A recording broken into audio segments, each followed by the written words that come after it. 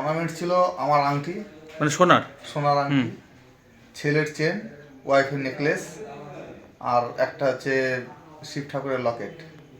এগুলো সব সোনার? হ্যাঁ। আর রূপোর কিছু ছিল?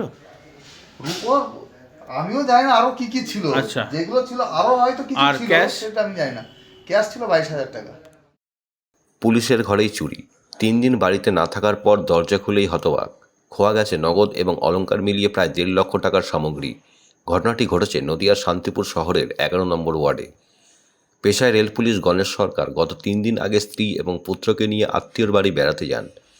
এরপর তিনি বাড়িতে ফিরে এসে দরজা খুলতেই ঘরের ভেতরে দেখতে পান 2টি আলমারি লণ্ডভণ্ড। লকার ভেঙে উধাও নগদ 22,000 টাকা সহ সোনার আংটি, ছেলের গলার চেন এবং স্ত্রীর নেকলেস ছাড়াও একটি শিব ঠাকুরের লকেট। তদন্তে নেমেছে শান্তিপুর থানার পুলিশ। অর্নামেন্ট ছিল আমার আংটি, মানে সোনার? সোনার আংটি, ছেলের চেন, ওয়াইফের নেকলেস, আর একটা হচ্ছে শিব ঠাকুরের লকেট। এগুলো সব সোনার? হ্যাঁ। আর রূপোর কিছু ছিল? রূপোর আমিও জানি না আরো কি কি ছিল। আচ্ছা। যেগুলো ছিল আরো হয়তো কিছু আর ছিল, ক্যাশ? সেটা আমি জানি না। ক্যাশ ছিল 22,000 টাকা।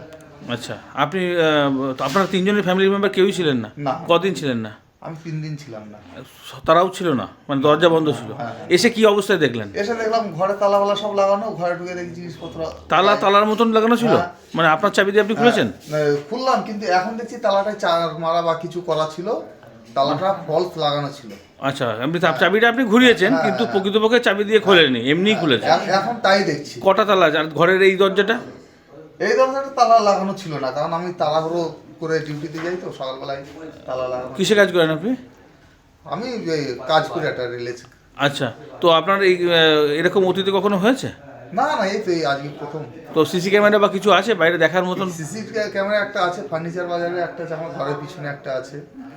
এবার যদি এটা দেখি। তার মানে 3 দিনের মধ্যে রাত্রে হতে পারে, দিনে হবে কোন সময় বুঝতে পারছেন না? না, না। কোনো সন্দেহ কাউকে কিছু করছেন? না, সন্দেহ। শান্তিপুর থানায় লিখিত অভিযোগ জানাচ্ছেন? হ্যাঁ হ্যাঁ, নিয়ে যাবো এখন।